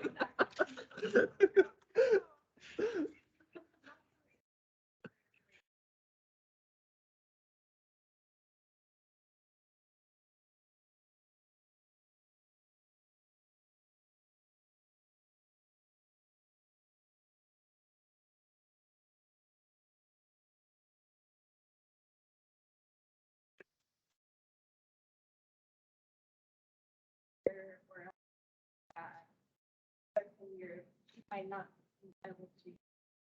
I personally think that if it's out here aligning with them, so that the limit of person's ability to hear and understand the process and depth. That I think when is very quick. So because these artificial intelligences very maybe are we not inclining or thought that we are using errors? Errors are the way learning from, or just presence of error is legal, or just presence of questioning whose abilities to step or to. I have met a lot of 14 design.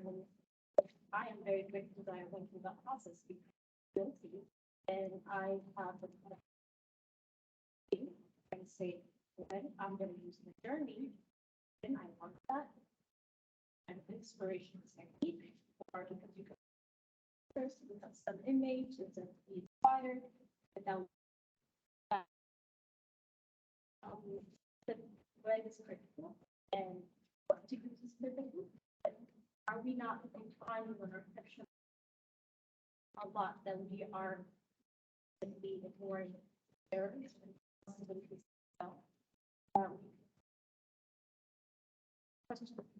Whatever is aligning.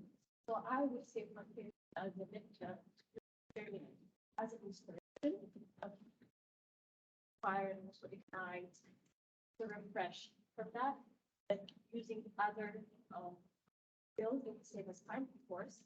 But I think we need to find balance. How would you serve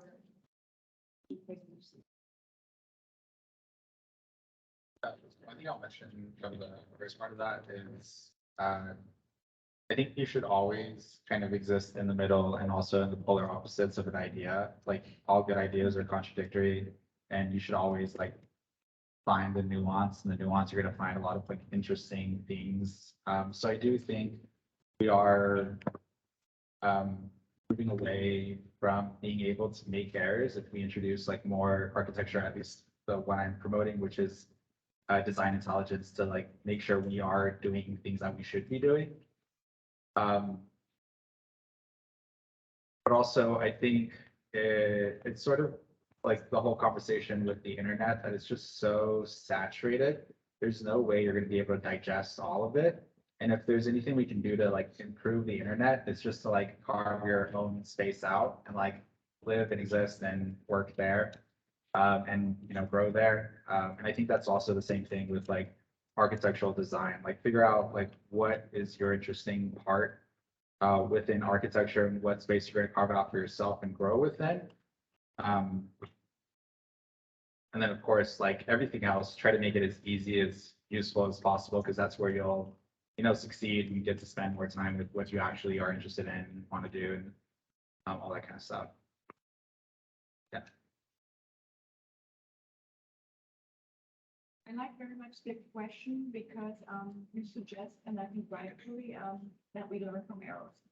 But in the moment we have this new idea of efficiency or elimination of error, you could say that that learning that emerges out of the experience of error, and they keep erroring along, it's gone, and or it is least it's the fiction, it is gone, right? There's sales optimization of simple processes, elimination of repetition, and yeah, that's is it really? So I think we frankly really need a lot of more discussion on AI, and really uncover also the difference between simple AI and what it really tries to do then more advanced models, in order to, I think, have it more informed. I think it's a super good starting point. And I think we should have more of these, and maybe I'll start reading something and then come back, charge that with more knowledge. And then Vernelle. Very quickly, the response. I mean, as you say, and I like it in the back, revolution or regression is the when, as you say. And, quite often we have either or, either this or can be both, at the time where something can work X, depends on when. I agree with you entirely on that. It can be either or both, that the regression in some ways, revolution in other ways. And the other stuff here is also the title, which is very exciting on the AI. Of course, we saw today two different kinds. The one was this text to image, which has really captivated the mind, and the other was other means of AI. It was like whether it's machine learning or deep learning, or we have many different flavors and kinds of, and it depends really on what you're looking for. So. Could you ask an amazing question? Yes. My student. Okay, fine, why not?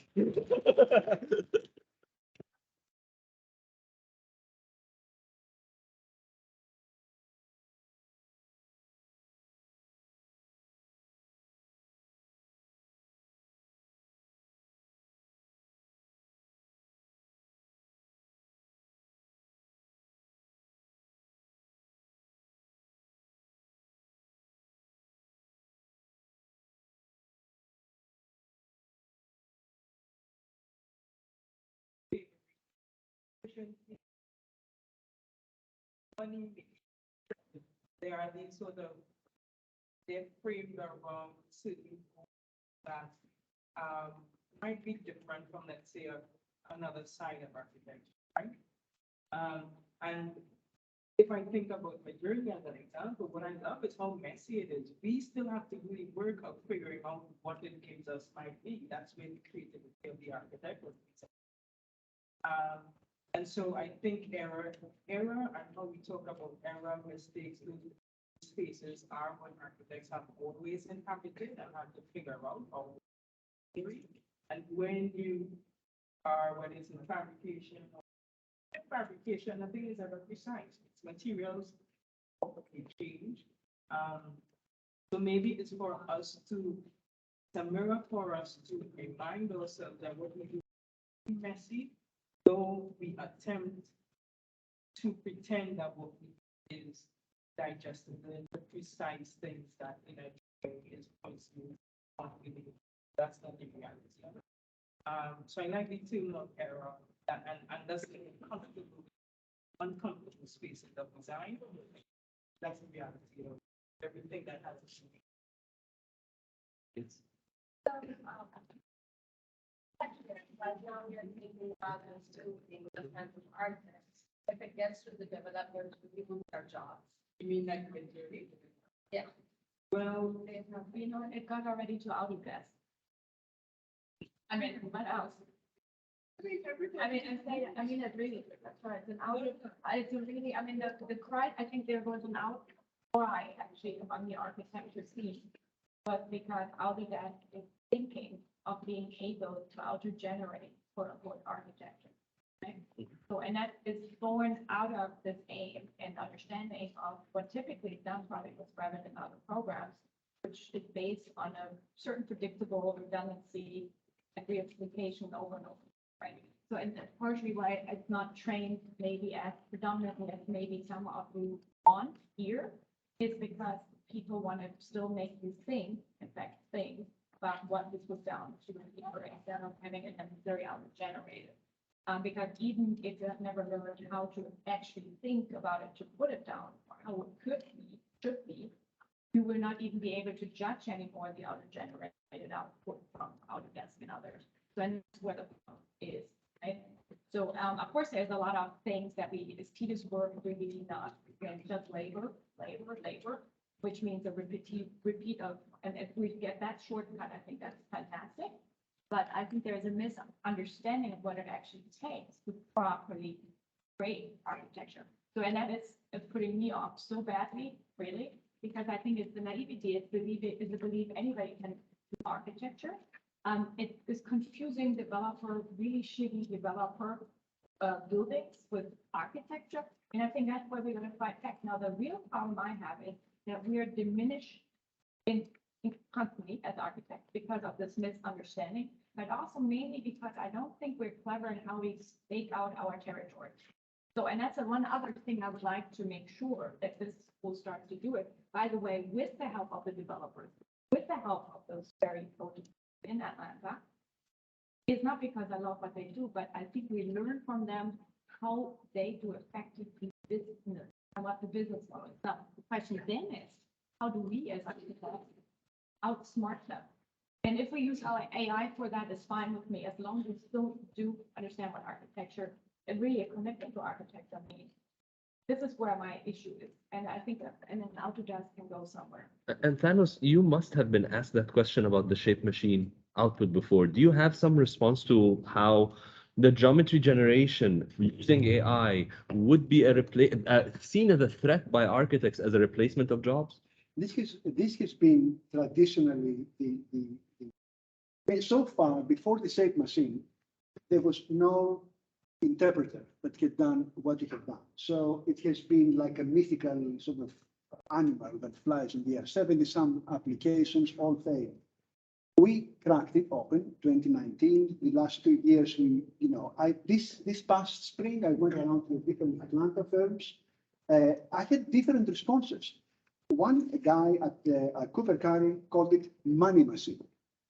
I was actually surprised. So this is a money machine. You can actually make all the end process, not the beginning one for that all, but the end process where all our life is, because all in the end, we all do spreadsheets. We have this conflicts, we send a file, the file don't have the same accountability, we send it back, we lose money and that sort of thing. We need to have experts looking at drawings, like even though it's a being generated drawing, there can be mistakes there, yeah. The point is that this shape machine can be, or the shape recognition that the shape rewrite of the shape machine promises can be applied to all the gamut of the design workflow. From the beginning, the schematics, let's do some of them, and how do you think are the best ones, all the way to the detailing and so on. But still, we're in the making. Like on Friday, I have a discussion with Front.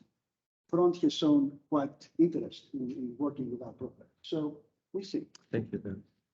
You have a question, right? And then in the back, yes. Then. Yeah. Oh, yes, Yeah, please. sure. Go.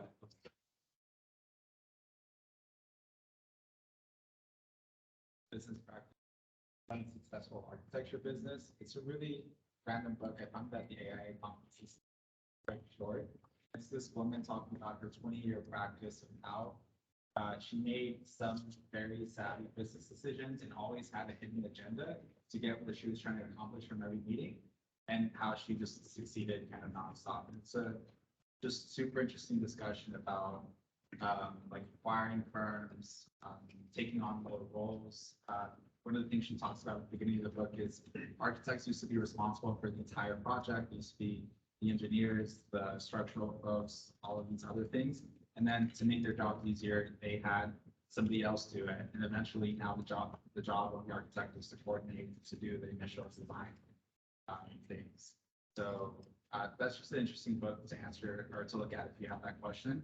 And the other thing I want to mention is also there's so many companies right now that are fully invested in developers and owners. They're buying right now to just completely make a machine or make a building in a couple of months. And none of these are like actually succeeding or working well. No one's moving or living in buildings. They're quickly like losing investment, all that kind of stuff. And I would say, think of architecture and the practice of architecture being as complicated as the textile industry, where there's no anticipated future where a machine can actually weave fabrics. And it's a super, I think people think it's really simple, interesting, but just because of how materials work, how everything intersects, it's just too complicated for even a machine to grasp. So your practice is that complicated as well. Yeah. We're going to conclude in 10 minutes, so I'd like to just leave room for a couple of more questions. Sure. Yeah, so my question was more on ethics of this. So when I draw a sketch, when I design, it's a culmination of my previous 5 years of education, the travels that I've done, the things that I've seen. Those culminate into the strokes that I do on paper. and that is my design. And that is my, so all these things add up to my inspiration. When I am putting some keywords in this and it generates an image for me, it's not a culmination of my designs, but what is dumped on internet. And building on what you showed in your presentation, I found while using DALI that it's very stereotypical about visualizations of eastern part of the world, or stereotypes which are prevalent in the western part about the eastern part of the world.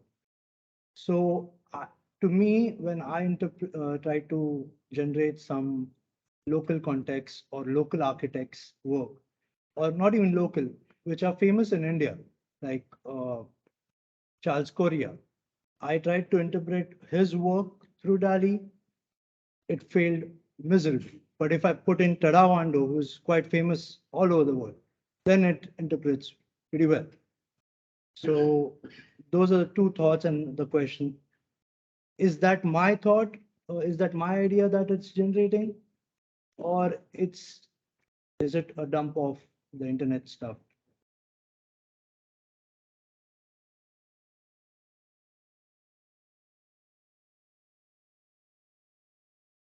And she asked the question, modern architecture is a problem in Iran and how it's translated. I had a longer discussion yesterday on it because what was fascinating is there is no single word for modern how to translate it properly.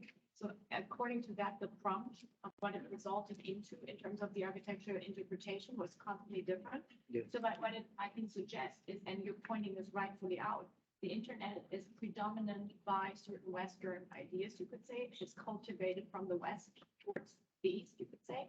And, or maybe also because of the language capacity we have as researchers or searchers, or one should probably study where the most images come from. Yep. And exactly that would be, I think, one of the key biases that we just point out, that we have, whether we want it or not, kind of inscribed in the work if we pull images. So, and I think that came, and it was kind of interesting that first went into this question as well, and he's evoked it first in my office when I looked at with him at his work. But then they had first the Iranian PhD candidate presenting this struggle and the problem and the lack of capability, or maybe also the richness of being incapable to translate the simple Western word modern into a one-on-one with an Iranian proper, term. Maybe also because, and that was another discussion, that Persia was never invaded or colonized, and therefore this whole idea of similar linguistic, let's say, base didn't exist, and which made it even more a struggle of finding the one-on-one, right? So in that, I think it's, for me, fascinating as a problem. By the way, it's a beautiful problem. And I think evokes so many questions towards the biases that are automatically always inscribed in the media we're using and the tools. And I think for me, I have to leave now, but I think it's a beautiful ending point that you brought up there for you, for this conversation. It's much more complicated than I think we initially thought. And that's a beautiful thing. It will be, and I think he's on the continuation of our. First, let's thank Inga, because I know you have an appointment at 5 then. That's what makes sense. Yeah, so let's thank Thank you Inga. so Thank much. you so much. We'll continue for the next 5 minutes.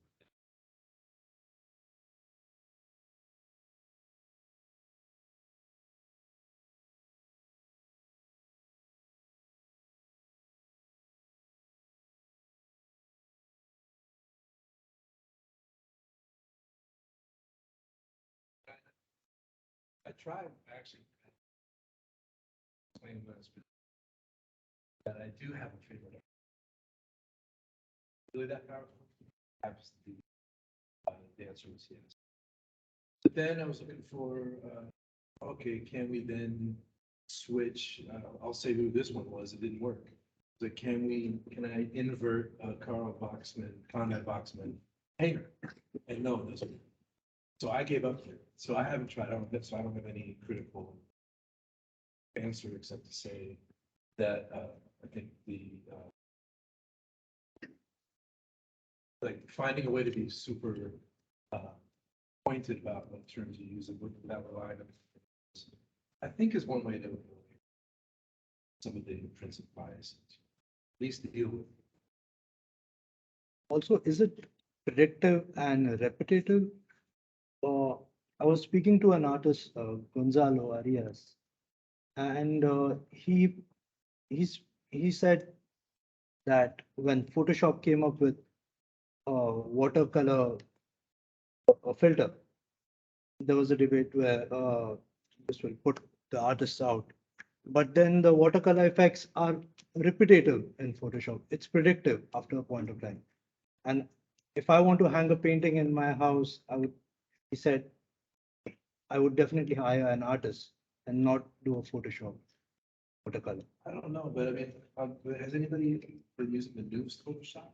There's a whole menu of different filters now. So it's the same exact, like that's, if you go this way or that way. You know, I think you should play with them. It's incredible to see. Some of them are actually or it's powerful, touching up with images and stuff like that. But I'm curious though, like where would that fall into this debate? So you design something, you make it, you go to Photoshop, and I want to add people over here. Is that off limits? Are we gonna like start being quiet about the tools that we use? I think we can. I mean, I think it's about the conveyance of the products themselves as an idea. Because I want to respect everyone's time, we have one last question and then we have to conclude. Daniel, right? Yeah. Yeah, please go ahead. So actually this goes very well off of what you were talking about typing in an artist name, and having about that. I know when all of these different platforms were coming out, there was a lot of controversy with artists like signatures showing up in the bottom right, and even like Patreon, like icons or mimics of those in the outputs from Dolly and Midjourney. And I know some of them are closed and proprietary and have some kind of subscription model. And so I was wondering, how could you like ethically contribute to a system that is profiting off of the work of others? I don't know. It's a great question, Dan. Yeah. I mean, I think the way, I guess, and remember, kind of remember this, it's been 3 months. Yeah. It's only been 3 months. So at this very moment, the issue of ownership is, from a legal perspective, it exists. Medical perspective, I think it's about how you operate. I mean, I was kind of thinking about it too. I don't know, it's like, how is it any different from anything else that we've done? It's just faster. We're showing like, when you're working on a project, you're coming up with an idea, professionally, academically, all these precedents, everything you've seen, the music you're listening, all the music, everything, like where does it stop? Start, I think the synthesis and let's say positive delivery is all we can really do. I don't know how that translates right into your question. But actually, you're in my eyesight, because the other thing I wanted to say is that the more you make, the more you can fail. So out of 15,000, we blocked failure, like messiness, and that was what fuzzy, but you said it better. I said it better. I guess it's the issue of the sensitivity and the ability to get those things really fast. And the other system somehow that process of that pops up those and scares you where boundaries are. Vernelle, and we'll make this the Yeah, just a concluding quick thought. comment on the current disclosure techniques that's happening. For years and centuries, cultures that others may not have about people's school. I think only now, because the West is part of that conversation, there's a discourse of ethics, but that ethical question has been present. Conclude and then you take over. Yeah. I'd like to thank the panel very much, and the speakers. There's a lot of wonderful ideas that were discussed, and really, I truly meant what I said. I've been here for 4 years, and I've not seen that kind of intellectual exchange with students who are actually paying attention and also asking really meaningful questions. So really, thank you for your engagement. I bring it back to Yasser and the IBIPSA team to conclude. Yes, so thank you all for showing up. This is a turnout we didn't expect. We would have booked a larger room if we knew. But this has been great, really. I mean, it really shows the potency of the conversation we're having and how relevant it is to get students to be here after studio for almost 2.5 hours. Really shows that we've really hit a nerve here, but that we're all excited and scared at the same time. And I really want to say, I mean, I just really want to give another shout out to all the IBIPS Georgia Tech members who, without them, we couldn't really have done any of this. So please just join me in a round of. And I don't really know about you, but I have so many questions still on my mind. And I think I'm going to take Thanos's advice on this. And we're probably going to do this more of a series. We want to really go into Shape Machine because I know that is supremely exciting and go beyond it. So hopefully, maybe if we can dish out one more this semester, the next semester, we'll see. I didn't do anything. Don't look at me. Yes, no, but, you know, Everything. as my advisor, I need to have those glares of consent that we can do this or not.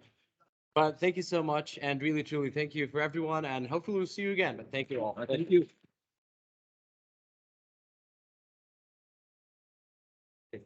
Guys, so much energy. Thank you. Thank you. Thank you.